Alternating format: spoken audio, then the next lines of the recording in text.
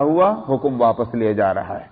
व अकीमुस्सलात व आतुज़ ज़कात, इस हुक्म को तो वापस लेते हैं मगर अपने हस्ब साबिक़ जो दूसरे आमाल ज़रूरियां हैं, अल्लाह का कुर्ब और अपने दर्जों की बुलंदी, उन आमाल से बदस्तूर जारी रखो। और वो क्या है? नमाजों को कायम करते रहो, ज़कात देते रहो, अल्लाह और उसके रसूल की इताअत करते रहो। ये बुनियादी आमाल अल्लाह का कुर्ब हासिल करने के लिए जो पहले से चले आते हैं, अपने आंखों में मशगूल रखो। वल्लाहु खबीरुम बिमा तामलून, जो कुछ तुम करते हो अल्लाह उससे बाखबर है। चुनाचे जो कुछ मिलता है वो ये कि वो सदका देना कुछ ज्यादा अरसे के लिए न रहा, बहुत ही मुख्तसर मुद्दत थी और सदका भी ज्यादा लोगों को देने की नौबत न आई, वो बुराई से सभी रुक गए। हज़रत अली रज़ियल्लाहु अन्हु की रिवायत में यह है, कुरान की एक आयत ऐसी है कि जिस पर सिर्फ मैंने अमल किया, न मुझसे पहले किसी ने अमल किया, न मेरे बाद किसी ने अमल किया, और फरमाया कि वो यही आयत है कि जब रसूलुल्लाह से तुम सल्लल्लाहु अलैहि वसल्लम उनसे कान में बात कहो तो उससे पहले सदका दे दो।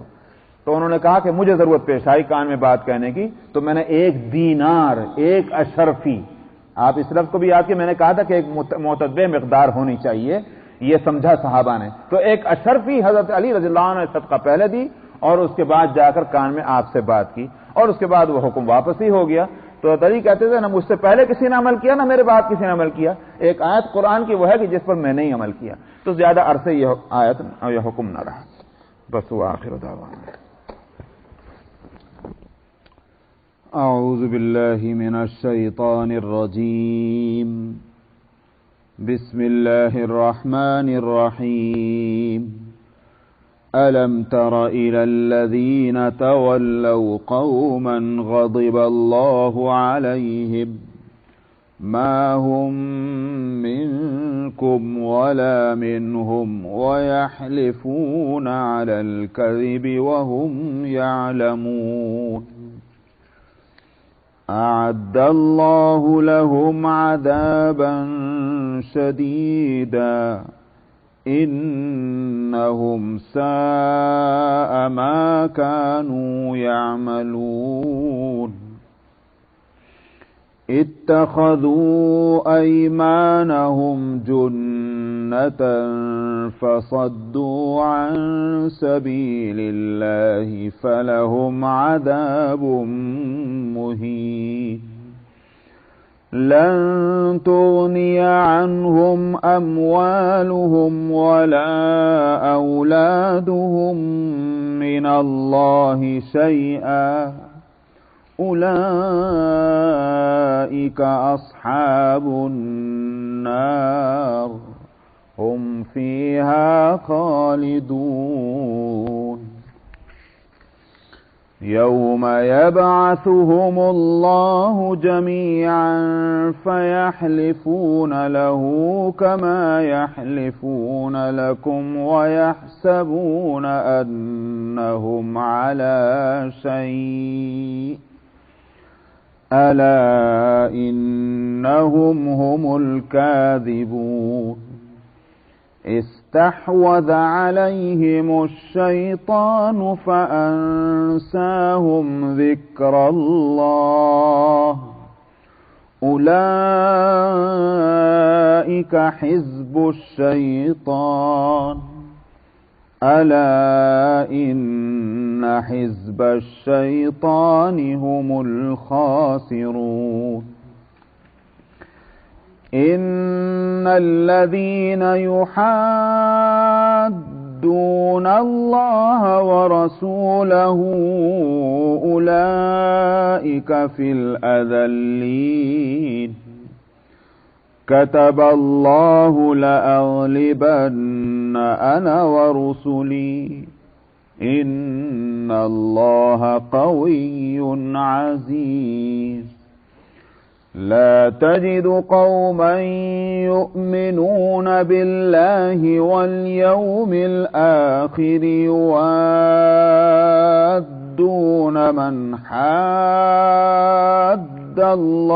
व रसूलहू वलौ कानू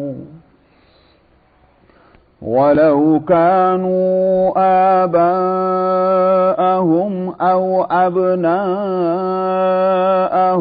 औ इख्वानहुम औ अशीरतहुम أولئك كتب في قلوبهم الإيمان وأيدهم بروح منه ويدخلهم جنات تجري من تحتها الأنهار خالدين فيها رضي الله عنهم ورضوا عنه أولئك حزب الله ألا إن حزب الله هم المفلحون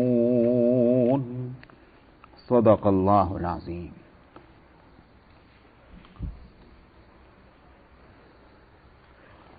گزشتہ آیتوں میں توجہ جو تھی وہ ان لوگوں کی طرف تھی کہ جو نبی کریم صلی اللہ علیہ وسلم اور مسلمانوں کو مختلف چالوں سے تکلیف پہنچا رہے تھے. آداب مجلس کی رعایت نہ کرنا، ایسے انداز میں سلام کرنا کہ جو اسلامی طریقہ نہیں ہے، اور اس میں بجائے دعائے خیر دینے کے بد دعا والے الفاظ استعمال کرنا. اور میں نے بتایا تھا کہ یہ جو برتاؤ تھا مسلمانوں کے ساتھ، نبی کریم صلی اللہ علیہ وسلم کے ساتھ، وہ منافقین اور یہود دونوں کا تھا.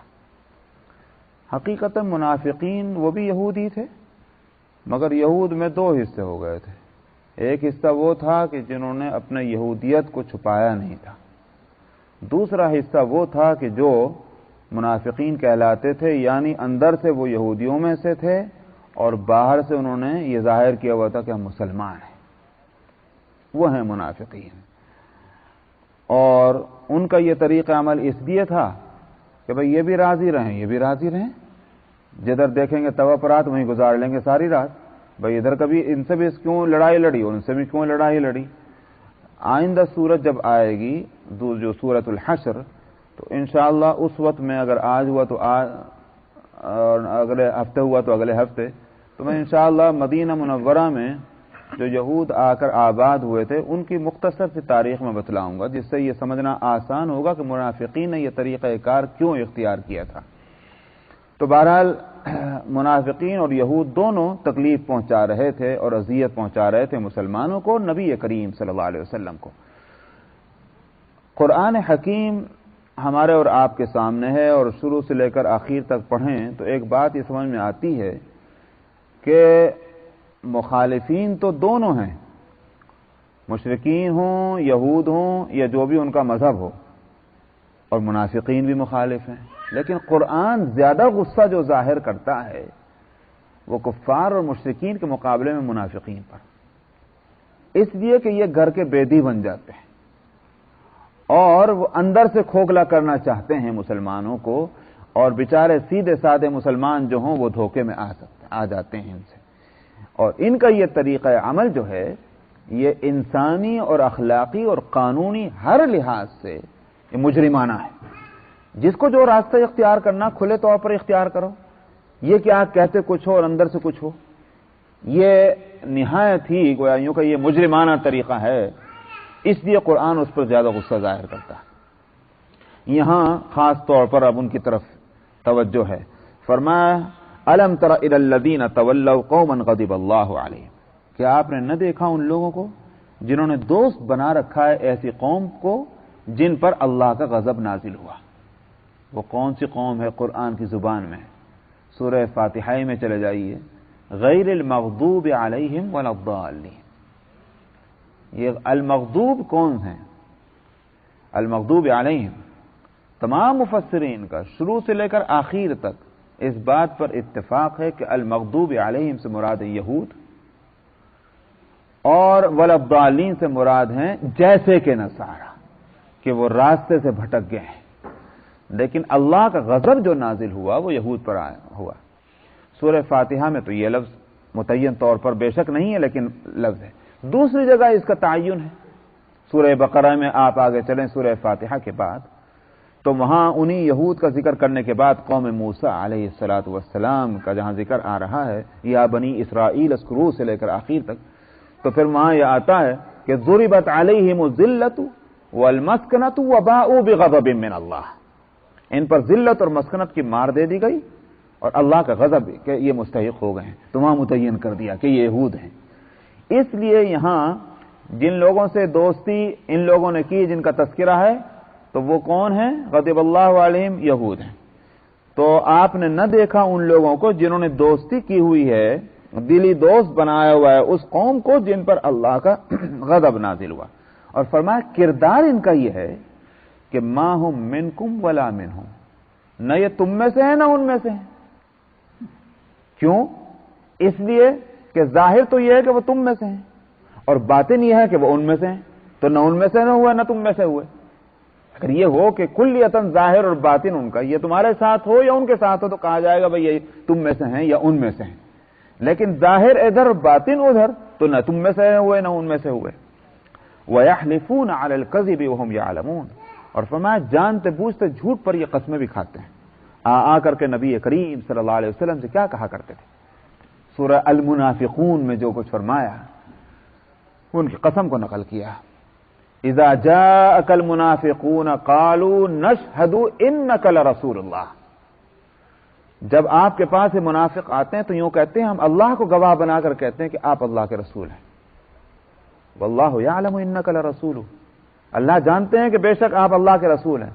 واللہ یشہد ان المنافقین لکاذبون، اور اللہ اس بات کی شہادت دیتا ہے کہ منافق جھوٹے ہیں، یعنی یہ کہنے میں جھوٹے نہیں ہیں کہ آپ اللہ کے رسول ہیں، یہ قول تو سچا ہے، مگر اس دعوے میں جھوٹے ہیں کہ وہ اس بات پر ایمان رکھتے ہیں، دعوے ایمان میں جھوٹے ہیں، اس کہنے میں جھوٹے نہیں کہ آپ اللہ کے رسول ہیں، وہ قول تو سچا ہے۔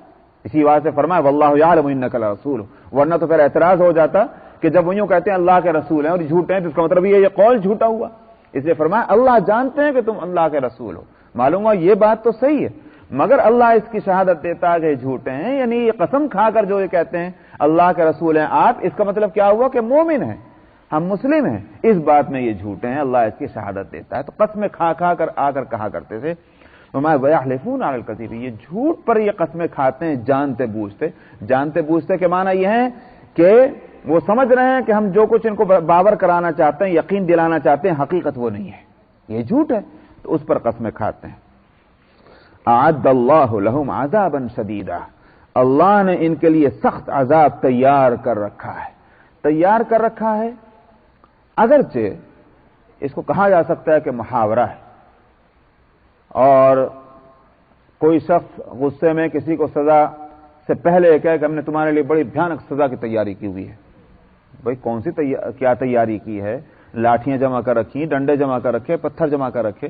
مراد یہ ہے کہ ہم اپنی طبیعت سے تیار ہیں اس بات کے لیے کہ اگر تم اس غلطیوں کو نہیں چھوڑو گے تو ہم تم کو سزا دیں گے۔ محاورہ ہے، یہ بھی ہو سکتا ہے معنی، لیکن مفسرین اس طرف گئے ہیں کہ قرآن حکیم میں جنتوں کے لیے بھی اعد اللہ لہم جنات، اور اسی طرح سے عذاب کے لیے کہ اعد اللہ لہم عذابا شدیدا، اس سے یہ بات واضح ہوتی ہے، اور مفسرین کا ایک بڑا حصہ اس طرف کیا ہے کہ جہنم بھی موجود ہے اپنے عذاب اور تکلیفوں کے ساتھ، اور جنت بھی ابھی موجود ہے اپنی نعمتوں کے ساتھ۔ اسی واسطے رمضان کے جو فضائل میں آتا ہے کہ فتحت ابواب الجنہ، تو رمضان میں جنت کے دروازے کھول دیے جاتے ہیں۔ معلوم ہے جنت موجود ہے تبھی تو اس کے دروازے کھولے جائیں گے، نہیں موجود ہوگے تو کیسے یہ لفظ کہا جائے؟ تو جنت بھی موجود ہے، جہنم بھی موجود ہے، اور جنت کی نعمتیں بھی موجود ہیں محوروں کے اور جو بھی اس کی آبادی ہے، اور جہنم بھی موجود ہے بمع اس کے منتظمین کے اور تکلیفوں کے۔ تو اعد اللہ، ہم نے ان کے لیے عذاب سخت تیار کر رکھا ہے۔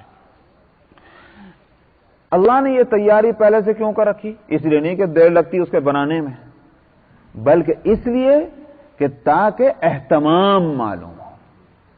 جس چیز کو پہلے سے تیار کر کے رکھتے ہیں اس کا مطلب کیا ہوا؟ ہمارے نزدیک اس کی اہمیت ہے، امپورٹنس ہے۔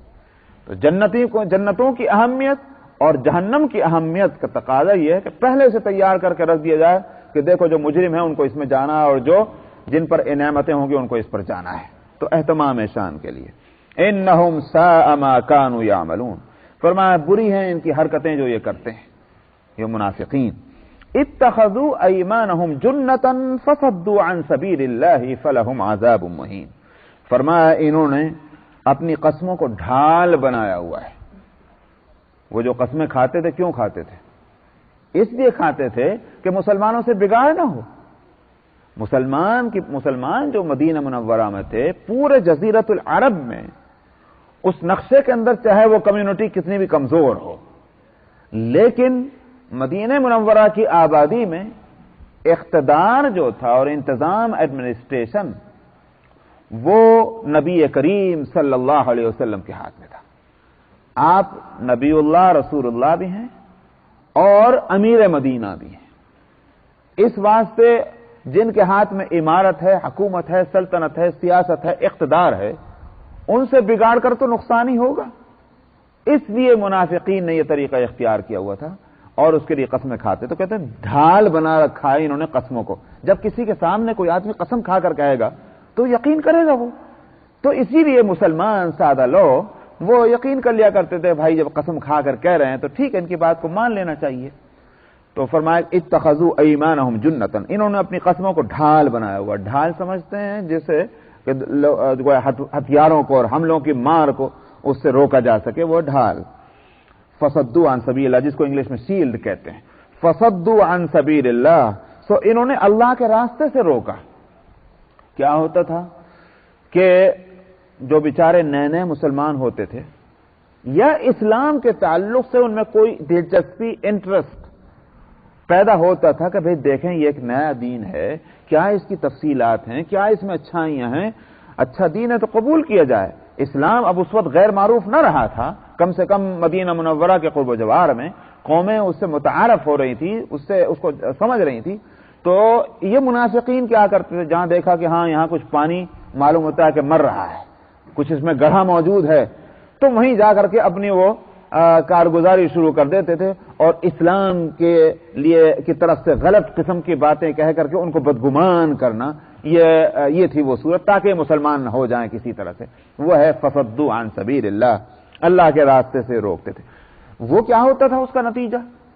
جب یوں کہتے تھے قسم کھا کر کہتے ہیں ہم تو مسلمان ہیں، ہم جانتے ہیں یہ کیا کیا باتیں، وہ کہا کرتے تھے بھائی جب گھر کے بھیتی ایسی بات کہہ رہے ہیں ہوگا کچھ نہ کچھ اس کے اندر، تو رک جاتے تھے، احتیاط کرنے لگ جاتے تھے. یہ ہے وہ اللہ کے راستے سے روکنا. فلہم عذاب مہین، فرمایا ان کے لیے ذلیل کرنے والا عذاب ہوگا. لن تغنی عنہم اموالہم ولا اولادہم من اللہ شیئا، اللہ سے ان کی مال اور ان کی اولاد ذرا بھی بچانے والے نہ ہوں گے. جب اللہ کا فیصلہ عذاب کا ہوگا نہ ان کے مال کام آئے گا نہ اولاد کام آئے گے. آج یہی دو چیزیں ہیں کہ جو راہ حق پر چلنے سے ان کو روک رہی ہیں، اور واقعہ یہ ہے کہ یہ دو چیزیں ہمیشہ لوگوں کو روکتی ہیں. تھوڑی دیر کے لیے رکھ دیجئے منافقین کو ایک طرف اور دوسروں کو. خود ہم مسلمان جو نسلی مسلمان ہیں، ہماری راہ میں دین کی طرف جانے کے لیے کیا رکاوٹیں ہیں؟ کہیں تو اولاد کا مسئلہ سامنے ہے، کہیں مال اور جائیداد اور پراپرٹی اور بزنس بیوپار اور جاب کا مسئلہ ہمارے سامنے ہے. ورنہ دین اسلام، اس کی حقانیت، اس کی صداقت کو ہم تسلیم کرتے ہیں. اگر وہ تسلیم نہ ہو تو پھر ہمارے مومن اور مسلم بننے کے کوئی معنی ہی نہیں. مومن اور مسلم ہیں، دعوی ایمان اور اسلام ہے، اسلام کی صداقت اور سچائیت کا اعلان ہے، مگر اس کے باوجود ہم کتنے مسلمان ہیں اور ہمارا کتنا اس پر عمل ہے اسلام کے احکام پر، اس کو ہم اور آپ خوب جانتے ہیں. اگر نہیں ہے، نقصان ہے اس کے اندر. کیا ہے وہ رکاوٹ؟ تو اولاد اور مال. اسی لیے قرآن حکیم میں فرمایا انما اموالکم واولادکم فتنہ، کہ مال اور اولاد جو ہیں یہ تمہارے لیے بڑی آزمائش کا سامان ہے. اللہ سبحانہ و تعالی نے اس کو آزمائش قرار دیا. آزمائش، ٹیسٹ، امتحان یہی ہوتا ہے. اب آپ اگر کسی امتحان کی تیاری کریں، ظاہر بات ہے اس کی اسٹڈی کرنے کے لیے، اس کے بعد سے تیاری کے لیے راتوں کو جاگنا بھی پڑے گا، کھانے کو بھی وقت سے بے وقت کرنا پڑے گا، آرام کو بھی قربان کرنا پڑے گا. کتنی خواہشات کو ملیا میٹ کر کے جب انسان اس امتحان میں سکسیسفل ہونے کے لیے، کامیاب ہونے کے لیے تیار ہو پاتا ہے. لیکن اگر درمیان میں ہو جائے مارو گولی جی اب کون اپنے کھانے کو وقت سے بے وقت کرے، کون راتوں کو نیند کو قربان کرے، اور کون اپنے آرام کو ترجیح دے لیا اس نے تو امتحان، وہ تو پہلے ہی فیل ہو گیا جب تیار نہ ہوا۔ فتنہ کے معنی یہی ہے، انما اموالکم واولادکم فتنہ، مال اور اولاد اللہ تعالیٰ نے اس لیے دیا تھا ان کے حقوق اللہ کی مرضی کے مطابق ادا کر کے اپنے آپ کو تیار کر لو امتحان میں کامیاب کرنے کے لیے۔ یہ سامان ہے امتحان کا، جو اسی کی بھول بھلائیاں میں پھنس گیا تو اس کا مطلب یہ ہے کہ اس نے اپنے کو پہلے ہی ناکام بنا لیا، وہ اب امتحان کی جگہ میں بیٹھ کر کے وہ کہاں سے وہ اس کو کامیابی ملے گی، تو پہلے ہی ناکام ہو چکا، اس لیے اس کو فتنہ کہا گیا۔ یہ سب سے بڑی رکاوٹ ہے یہ سامان امتحان جو ہے، اس لیے فرمایا کہ وہی یہ جس نے تم کو روکا تھا وہ تم کو نہ بچا سکے گا اس ناکامی سے جو اللہ سبحانہ و تعالیٰ کے فیصلے کے نتیجے میں ہوگی۔ فرمایا نہ بچا سکیں گے ان کو، ان کا مال اور نہ ان کی اولاد اللہ سے کچھ بھی۔ اولئک اصحاب النار، یہ جہنم والے ہیں، ان میں ہمیشہ ہمیشہ ان کو رہنا ہے۔ بعض لوگ سوال کیا کرتے ہیں اور میں اس کا جواب کئی مرتبہ دے بھی چکا ہوں کہ اور بلکہ قادیانی جو ہیں وہ یہ کہتے بھی ہیں، مرزا بشیر الدین جو خلیفہ ہیں، خلیفہ دوم غلام احمد قادیانی کے، ان کی کتاب یہ واشنگٹن سے بھی چھپی ہوئی ہے اردو کے اندر، اس میں لکھا ہوا ہے کہ کوئی بھی جہنم میں ہمیشہ ہمیشہ نہ رہے گا، نہ کفار اور مشرکین۔ یہی ہمارا گویا ان کا کہنا یہ ہے کہ یہ ہمارا عقیدہ اور ہمارا خیال ہے۔ کیوں؟ اس لیے کہ اللہ رحیم اور کریم ہے، مجرموں کو سزا مل جائے گی کفر کی اور شرک کی، لیکن فار ایور ہمیشہ کے لیے یہ اللہ کے جو ہے شان رحم و کرم کے خلاف ہے، ان کو سزا دے کر کے آخر کو ان کو جنت میں لے جایا جائے گا، یہ اس میں لکھا ہوا ہے۔ علاوہ اس کے کہ اس کو عقلی اعتبار سے تسلیم نہیں کیا جا سکتا، بھئی قرآن کو کہاں لے جا کر رکھ دیں گے؟ سب سے بڑی بات جو ہے وہاں کی خبر کون دے سکتا ہے؟ قرآن ہی تو دے سکتا ہے اس دنیا کی خبر، قیامت میں کیا کچھ ہونا کون بتا سکتا ہے؟ قرآن ہی تو بتائے گا۔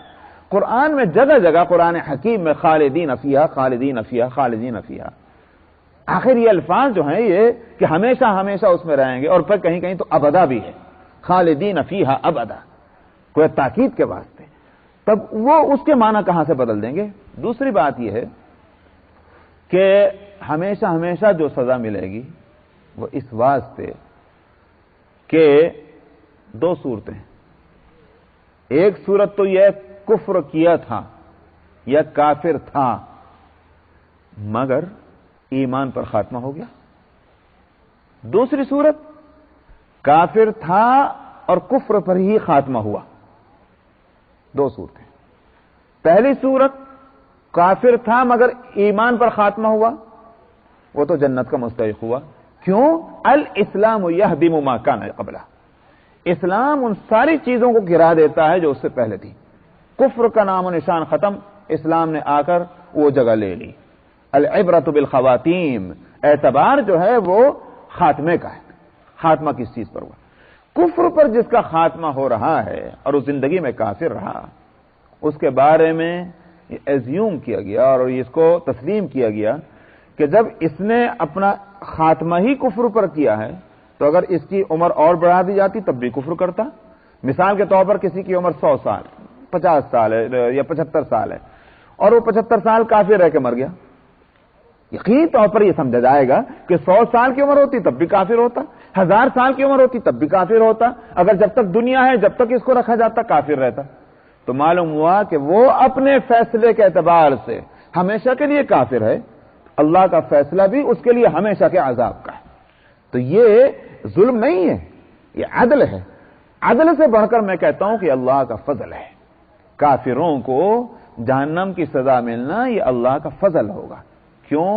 اس لیے کہ اگر کافروں کو سزا نہ ملے اور آخر کار ان کو بھی تھوڑی بہت تکلیفیں دے کر سزا دے کر چلو بھائی تم بھی جنت میں چلے جاؤ، کیا فرق رہ گیا مومن میں کافر میں؟ مومن نے بیچارے نے دنیا میں یہ چیز حرام ہے، یہ چیز حلال ہے، یہ چیز اللہ کو پسند ہے، یہ چیز اللہ کو ناپسند ہے، یہ اسلام کے خلاف ہے، یہ موافق ہے، ان ساری بحثوں میں پڑھ کر کتنی خواہشات کی قربانیاں دے کر کتنے منافع دنیاوی جو ہیں ان کو قربان کر کے، اور جب اس نے جو ہے اپنی زندگی گزارا اس کا بھی انجام وہی ہو، اور ایک کافر جس نے نہ حلال اور حرام کی تمیز کی، نہ اللہ کو کہ راضی اور ناراضی ہونے کا خیال کیا، اس کی بھی منزل وہی ہو، تو یہ تو ظلم ہوا۔ اس لیے اللہ کا فضل یہی ہوگا کہ مومن اگر جنت میں جائے تو ایک کافر کو بھی جہنم میں جانا جائے. اور یہی وجہ ہے کہ اسی واسطے جنتی جب جنت میں پہنچ جائیں گے اور جہنمی جہنم میں پہنچ جائیں گے تو اپنی اپنی جگہ سیٹ ہو جانے کے بعد درمیان سے وہ جو رکاوٹیں ہیں، فاصلے ہیں، دیواریں ہیں، وہ پردے ہیں، ان کو ہٹایا جائے گا اور ہٹا کر کے وہ ایک دوسرے کو دکھایا جائے گا. جہنمی تو جنتیوں کو دیکھ لیں اور جنتی جہنمیوں کو دیکھ لیں اور وہاں ایک دوسرے کی بات چیت بھی کرائی جائے گی. وَنَادَى أَصْحَابُ الْجَنَّةِ أَصْحَابَ النَّارِ أَنْ قَدْ وَجَدْنَا مَا وَعَدَنَا رَبُّنَا حَقًّا فَهَلْ وَجَدْتُم مَّا وَعَدَ رَبُّكُمْ حَقًّا قَالُوا نَعَمْ. جنت والے جہنم والوں کو پکاریں گے اور کہیں گے ہم سے ہمارے رب نے جو وعدہ کیا وہ تو ہم نے دیکھ لیا، ساری نعمتیں ہم دیکھ رہے ہیں جس کا وعدہ تھا. تم سے جو وعدہ تھا تم نے بھی پا لیا وہ اس وعدے کو صحیح؟ وہ کہیں گے کہ ہاں. فَأَذَّنَ مُؤَذِّنٌ بَيْنَهُمْ اللَّعْنَةُ اللَّهِ عَلَى الظَّالِمِينَ. اس وقت ایک آواز لگانے والا آواز لگائے گا اور کہے گا لعنت ہو اللہ کے ظالموں پر. اوپر سے مزید پھٹکار. یہ ہوا. آگے چل کر کے پھر ہے وَنَادَى أَصْحَابُ النَّارِ أَصْحَابَ الْجَنَّةِ أَنْ أَفِيضُوا عَلَيْنَا مِنَ الْمَاءِ أَوْ مِمَّا رَزَقَكُمُ اللَّهُ. جہنم والے جنت والوں کو ان کی نعمتوں میں دیکھ کر کہیں گے کہ وہاں ہر چیز کی فراوانی ہے، نعمتیں نعمتیں ہیں. تو وہاں وہ اس عذاب میں، تکلیف میں جب وہ پردے ہٹیں گے وہ پہلی بات ان کے منہ سے کیا نکلے گی؟ وہ کہیں گے جو کچھ یہ پانی تمہارے پاس ہے پینے کا، جو کچھ تمہارے پاس کھانے وانے کا سامان ہے، اللہ کے واسطے کچھ ہم کو دے دو، کچھ حلق میں جان ہے، کچھ بات کریں. قالوا ان اللہ حرمہم علی الکافرین. وہ کہیں گے اللہ نے کافروں پر تو اس کو حرام کیا ہوا ہے. یہ کیوں ہوگا؟ کیا ضرورت اس کی پیش آئے گی؟ اسی لیے تاکہ جب تک کہ ایک مقابل کی چیزیں سامنے نہ ہوں تو آدمی فیصلہ نہیں کر سکتا. ایک شخص تکلیفوں میں ہے، نعمت والی کوئی چیز اس کے سامنے نہیں، اس کو کیا معلوم کہ کس کو کہتے ہیں نعمت اور کس کو کہتے ہیں زحمت. ایک شخص نعمتوں ہی کے اندر ہے، زحمت کی اس کو ہوا بھی نہیں لگی، اس کو کیا معلوم کہ دنیا میں کس حالت میں ہوں اور یہ کون سی اچھی حالت ہے جب اس نے تکلیف دیکھی نہیں. اس لیے جنتیوں کو تو جہنم اور تکلیفیں دکھلائی جائیں گی تاکہ ان کو اپنی اس حالت کی قدر ہو کہ دنیا میں اگر ہم نے محنت کی تھی تو آج اس کا صلہ ملنا، اگر نہ کرتے تو یہ انجام ہوتا. اور ان کافروں کو وہ دکھلا کر بتلایا جائے گا اگر ہم یہ کر لیتے تو وہ ہم کتنے آرام سے ہوتے. تو پھر ہمارے اوپر کہ ہم نے اس وقت نہ سنا، آج ہمارے سامنے ہمارے لیے تکلیف ہے. تو نعمتوں کو دیکھ کر تکلیفوں کی شدت اور تکلیفوں کو دیکھ کر ان نعمتوں کی قدر ہونا، یہ ہے وہ مقصد اس مشاہدے کا اور اس مکالمے کا. تو حاصل یہ ہے کہ جہنم میں ہمیشہ ہمیشہ رہنا، اس لیے کہ کفر ان کا ہمیشہ ہمیشہ کا ہے. تو اولئک اصحاب النار هم فیہا خالدون، اس میں ہمیشہ ہمیشہ رہیں گے. یوم یبعثهم اللہ جمیعا فیحلفون له کما یحلفون لکم. جس دن اللہ ان سب کو اٹھائیں گے اور یہ اس کے لیے بھی ویسی قسمیں کھائیں گے جیسے یہ تمہارے لیے قسمیں کھاتے ہیں. کہا کرتے ہیں میاں یہ تو ایسا مجرم ہے، یہ مرتے مرتے جو بھی جرم کرتا ہے. کہتے ہیں نا ایک محاورہ ہے، یہاں بھی اسی بات کو بتلانا ہے. یہ پاجی اتنے جھوٹے ہیں اور جھوٹی قسمیں کھانے کے اتنے عادی ہیں کہ دنیا کی زندگی میں ان کا طریقہ نہیں، مرنے کے بعد قیامت میں بھی اللہ کے دربار میں بھی یہ جھوٹی قسمیں کھائیں گے. اتنے ہیں یہ گویوں کا یہ کہ جن کو جرم کی عادت ہو گئی ہے. تو فرمایا کہ یہ قسمیں کھائیں گے اللہ کے لیے بھی جیسے تمہارے لیے قسمیں کھاتے ہیں. وَيَحْسَبُونَ أَنَّهُمْ عَلَى شَيْءٍ. دنیا میں جھوٹی قسمیں کیوں کھا رہے تھے؟ جان بچی رہے گی، نقصان نہیں ہوگا، فائدہ ہی فائدہ ہوگا، اس لیے جھوٹی قسمیں کھا رہے تھے. وہاں بھی جھوٹی قسمیں کھا کر کے اپنے کو اس عذاب سے بچانے کی کوشش کریں گے. اس لیے فرمایا گمان کریں گے اس بات کی کہ ان سے کچھ مل جائے گا ان قسموں سے. الا انہم هم الکاذبون. یاد رکھو یہی بڑے جھوٹے ہیں، لہذا ان جھوٹوں کو اللہ جانتے ہیں تو اللہ ان کی قسموں پر کہاں اعتبار کرنے والے. استحوذ علیہم الشیطان فانساہم ذکر اللہ. شیطان نے ان پر قابو پا لیا ہے، اس لیے ان کو اللہ کی یاد سے اس نے غافل کر دیا ہے، بھلا دیا ہے.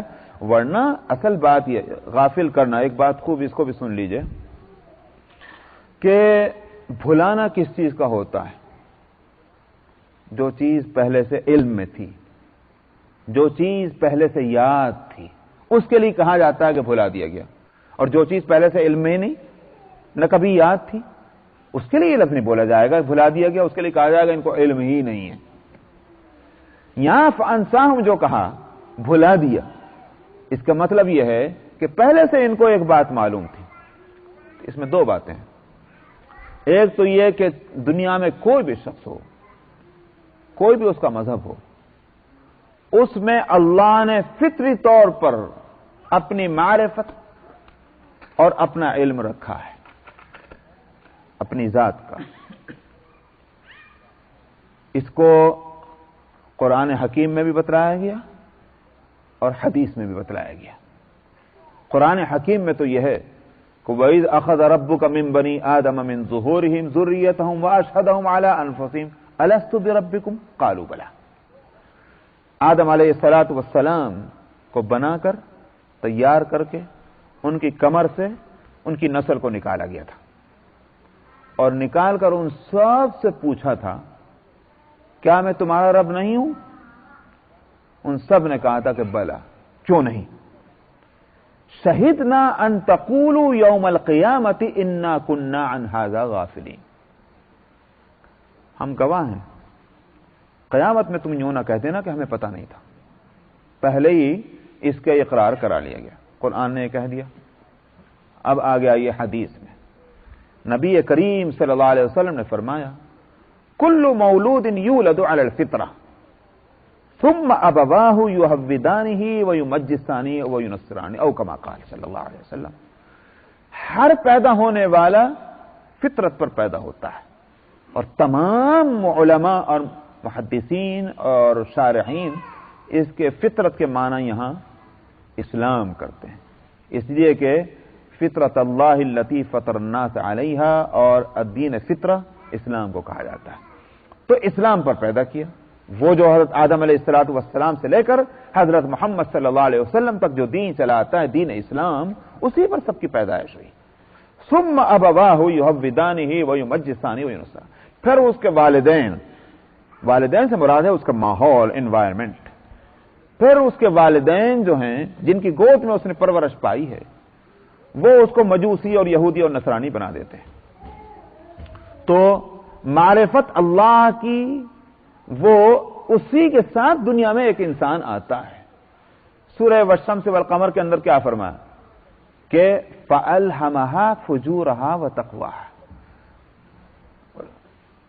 والشمس وضحاها والقمر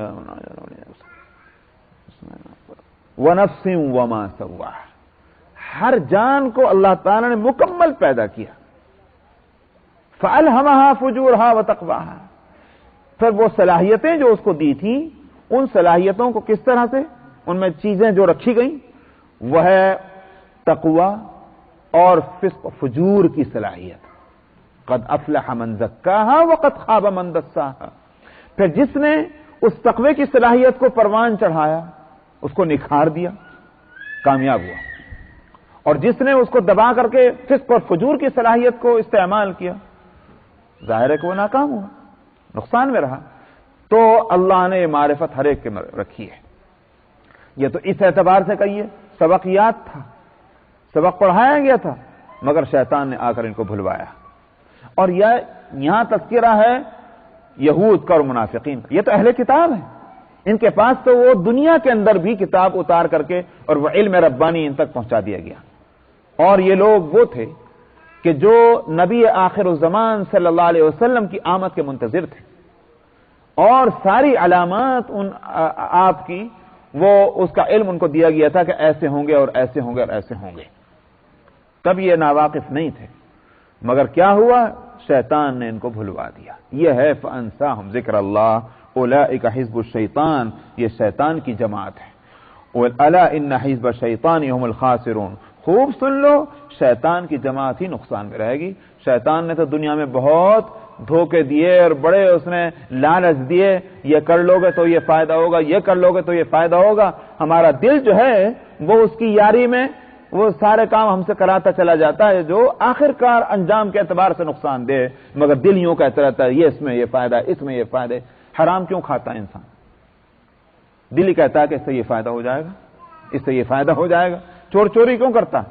دل یوں کہتا ہے کہ اس سے یہ فائدہ ہوگا۔ ڈاکہ کیوں ڈالتا ہے؟ یہ فائدہ ہوگا۔ زنا کیوں کرتا ہے؟ کہ اس سے یہ لطف آئے گا، مزہ آئے گا۔ لیکن اس کے پیچھے نقصانات کیا ہیں اس سے ہٹا لیتا ہے نفس اور شیطان، تو یہی ہے کہ یہ شیطان کی جماعت ہے، آخر کو نقصان میں رہیں گے۔ یہ ان الذین یحادون اللہ ورسولہ اولئک فی الاذلین، بلا شبہ جو لوگ مد مقابل ہیں اللہ کے اور اس کے رسول کے، فرمائے ذلیل ترین لوگ ہیں۔ بھائی مقابلہ کرنا دیکھنا چاہیے کس کا مقابلہ ہو رہا ہے۔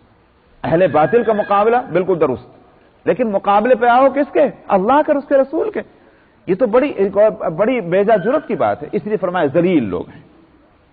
کتب اللہ لاغلبن انا ورسلی، اللہ نے لکھ لیا ہے کہ میں ضرور میں اپنے آپ کو اور میں اپنے رسولوں کو غالب کروں گا۔ غالب کرنے کے معنی یہی ہے کہ دین حق کا غلبہ ہونا ہے۔ یہ نہیں ہو سکتا کہ حق کو جو ہے مغلوب کر دیا جائے۔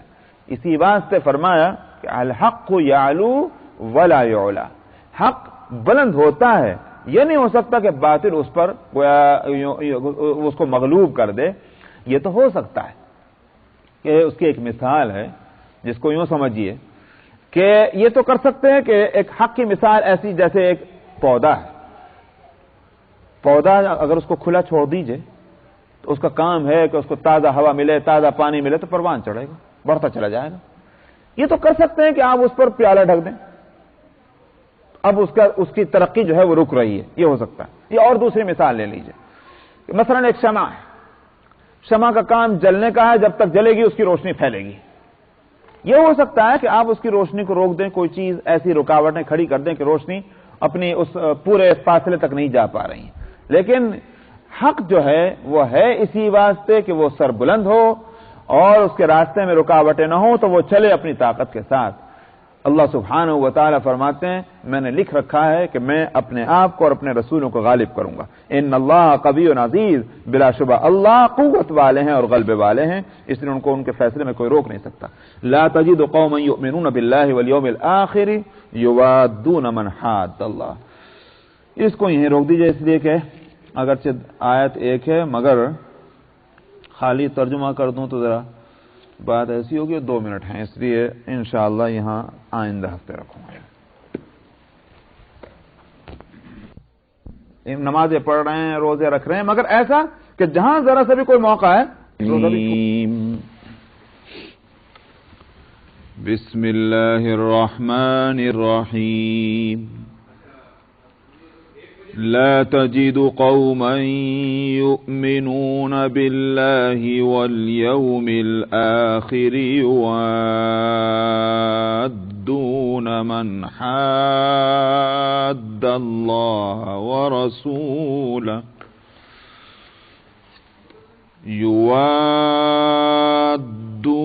من حاد الله ورسوله ولو كانوا آباءهم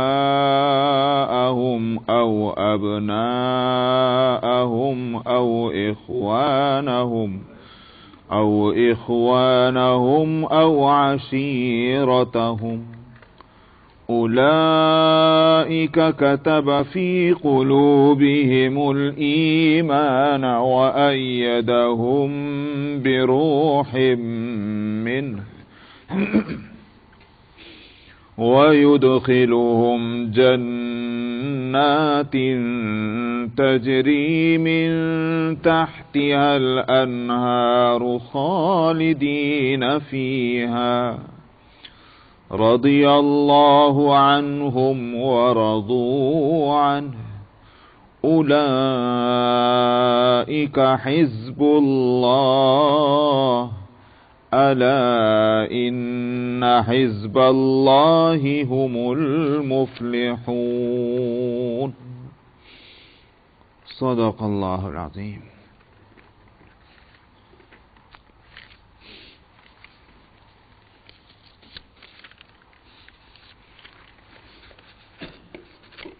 آیت نمبر 14 میں فرمایا الم تر الی الذین تولوا قوما غضب اللہ علیہم، آپ نے دیکھا ان لوگوں کو کہ جنہوں نے دوست بنایا ایسی قوم کو کہ جن پر اللہ کا غضب نازل ہوا۔ یہ بات آئی تھی آیت نمبر 14 میں، اور یہ یوں کہیے کہ لعن طعن تھا منافقین پر، کہ منافقین کی دوستیاں کن سے ہیں؟ یہود سے، کہ جن پر اللہ کا غضب نازل ہوا ہے۔ تو اسی تعلق سے یہاں ایک بات یہ دوسرے انداز میں کہی جا رہی ہے، جس کا حاصل یہ ہوا کہ دعوی ایمان ہو اور دوستیاں جو ہیں دشمن خدا اور رسول سے ہوں۔ یہ کیسے ہو سکتا ہے؟ تو پہلے ترجمہ پڑھ لیں۔ فرمایا آپ نہ پائیں گے کسی قوم کو کہ جو ایمان رکھتے ہوں اللہ پر اور یوم آخرت پر، کہ وہ دل سے پسند کرتے ہوں ان کو کہ جو اللہ اور اس کے رسول کے مد مقابل ہیں۔ وَلَوْ كَانُوا آبَاءَهُمْ، اگرچہ وہ ان کے آباء و اجداد ہی کیوں نہ ہوں، اور ابناءہم، چاہے ان کی اولاد ہی کیوں نہ ہوں، او اخوانہم، اور چاہے ان کے بھائی برادرس جس میں بہنیں بھی شامل ہیں وہی کیوں نہ ہوں، او عشیرتہم، یا اور خاندان اور کنبے کے لوگ کیوں نہ ہوں۔ مطلب یہ ہے کہ یہ رشتے وہ ہیں کہ جن سے دلی لگاؤ ہوتا ہے، خونی رشتہ ہے۔ اور آپ ترتیب دیکھ لیجئے کہ اصل باپ دادا انہی سے پیدا ہوئے، تو پہلا تعلق تو ان سے ہوگا پیدا ہونے کے بعد انسان کو، پھر اس کے بعد اپنے بچے ہو جاتے ہیں، تو پھر اب وہ محبت جو ہے وہ تقسیم ہوتی ہے اور ادھر زیادہ بڑھ جاتی ہے، تو اس لیے نمبر 2 پر ابناء آئے ہیں۔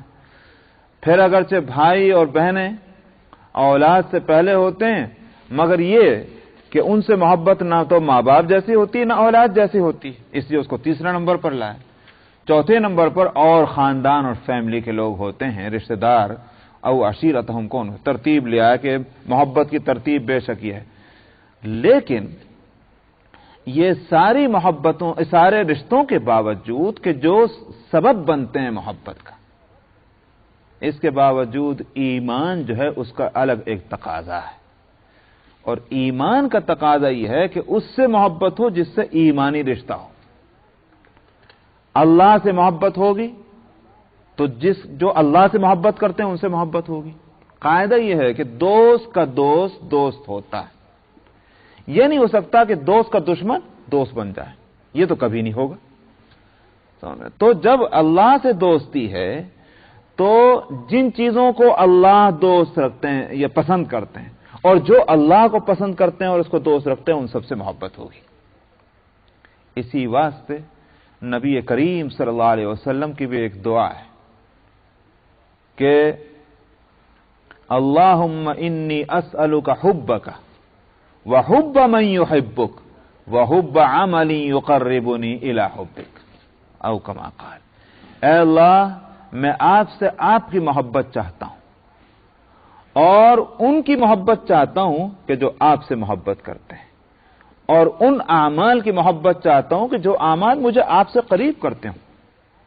آپ دیکھیں تو یہ پوری چکی جو گھوم رہی محبت کی، اس کے بیچ میں کیل ایک ہی ہے، اور وہ اللہ سبحانہ و تعالی کی ذات۔ ہر چیز سے محبت اگر اس وجہ سے ہے کہ اللہ کی پسندیدہ ہے، تو وہ گھوم پھر کر محبت تو اللہ ہی سے ہوئی نا۔ رسول سے محبت کیوں ہے؟ اللہ کے رسول ہے۔ قرآن سے محبت کیوں ہے؟ اللہ کا کلام ہے۔ کعبۃ اللہ سے محبت کیوں ہے؟ بیت اللہ ہے۔ ساری محبتوں کا سبب کیا ہوئے؟ اللہ کی ذات ہے۔ نام ہے مختلف لیکن حقیقت ایک ہے، جس کو کسی نے کہا تھا کہ وہ اشاراتنا شتیٰ وحسنک واحد وکل الی ذلک الجمال یشیر۔ آپ اگر یوں تعریف کر رہے ہیں کہ صاحب ہاتھ بہت خوبصورت ہے، صاحب انگلیاں بہت نازک ہیں، صاحب اس کے رخسار بہت دلکش ہیں، صاحب آنکھیں بڑی روشن ہیں، آپ مختلف چیزوں کی تعریف تو کر رہے ہیں، لیکن حقیقتاً تعریف کس کی ہو رہی؟ ایک فرد کی۔ یہ الفاظ کا فرق ہے، تعبیرات کا فرق ہے، لیکن یہ مختلف حسن کی تعریف نے، حسن ایک ہے جس کی تعریف کی جا رہی ہے۔ اسی کو شاعر، اس کو جو میں نے شعر پڑھا عربی کا، اس کا مطلب یہی ہے کہ ہماری عبارتیں، ہمارے ورڈز، ہمارے سینٹنس یہ مختلف ہیں.